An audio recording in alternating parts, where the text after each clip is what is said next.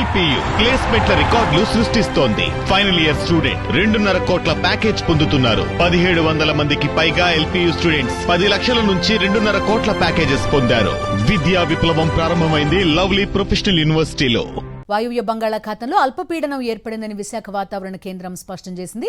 అల్పపీడన ప్రభావంతో ఉత్తర కోస్తాలో 1-2 చోట్ల భారీ వర్షాలు కురిసే అవకాశం ఉందని తెలిపింది. శ్రీకాకుళం, విజయనగరం, విశాఖ, పార్వతీపురం, అల్లూరు జిల్లాల్లో భారీ వర్షం కురిసే ఛాన్స్ ఉందని అంచనా వేసింది. గంటకు 50 నుంచి 60 కిలోమీటర్ల వేగంతో ఈదురు గాలులు వీస్తాయంటున్న విశాఖ తుఫాను హెచ్చరికల కేంద్రం అధికారి తారా స్వరూప్తో మా ప్రతినిధి Anil face to face.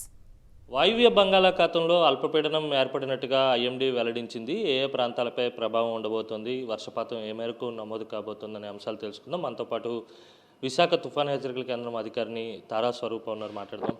Madam, అల్పపీడనం ఏ దిశగా కదులుతోంది, ప్రభావం ఏ ఏ ప్రాంతాలపై? నిన్నటి ఆవర్తనం ఈరోజు అదే ప్రదేశంలో అంటే నార్త్ ఒరిస్సా, పశ్చిమ బెంగాల్కి ఆనుకొని ఉన్న వాయు బంగాళాఖాతంలో అల్పపీడనంగా మారింది.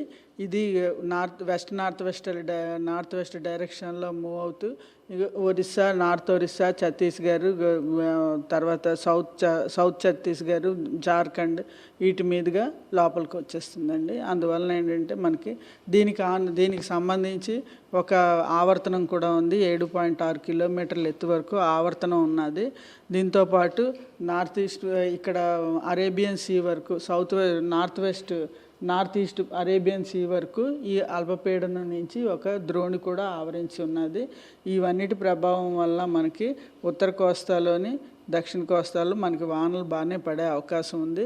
ఉత్తర కోస్తాలో అయితే మనకి చాలా చోట్ల విస్తారంగా తేలిక నుంచి ఒక మోస్తరు జల్లులు, వానలు ప్లస్ థండర్ స్టార్మ్స్ కూడా పడే అవకాశం ఉంది. ఈదురుగాలు 50 నుంచి 60 కిలోమీటర్ల వరకు వీచే అవకాశం ఉంది.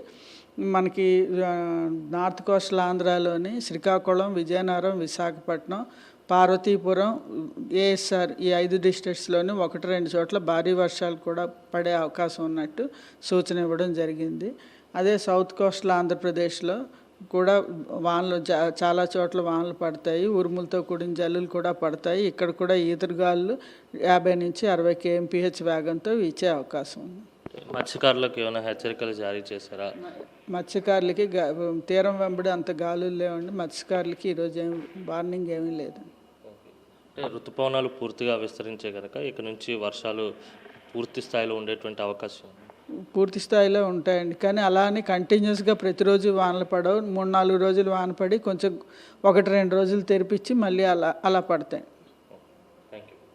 ఇది మొత్తం మీద వాయువ్య బంగాళాఖాతంలో ఏర్పడినటువంటి అల్పపీడన ప్రభావం అంతా కూడా దాదాపుగా ఒరిస్సా, పశ్చిమ బెంగాల్ వంటి ప్రాంతాలపై ఉంటుందని, అలాగే సమీపంలో ఉన్నటువంటి మన రాష్ట్రంలో ఉన్నటువంటి ఉత్తరాంధ్ర ప్రాంతాలైనటువంటి శ్రీకాకుళం, విజయనగరం, విశాఖపట్నం, పార్వతీపురం, మన్యం, ఏఎస్ఆర్ జిల్లాల్లో 1-2 చోట్ల భారీ వర్షాలు ఉండబోతున్నాయి. ఉత్తర దక్షిణ కోస్తా జిల్లాల్లో విస్తారంగా వర్షాలు కురిసేటువంటి అవకాశం ఉంటుంది. గాలుల వేగం కూడా గంటకు 50 నుంచి 60 కిలోమీటర్ల వేగంతో గాలులు వీచేటువంటి సూచనలు కూడా ఉన్నాయని వాతావరణ శాఖ అధికారిని తారా స్వరూప స్పష్టం చేస్తున్నారు. వీడియో జర్నలిస్ట్ అప్పలరాజుతో కలిసి అనిల్, సాక్షి టీవీ, విశాఖ తుఫాను హెచ్చరిక కేంద్రం నుంచి.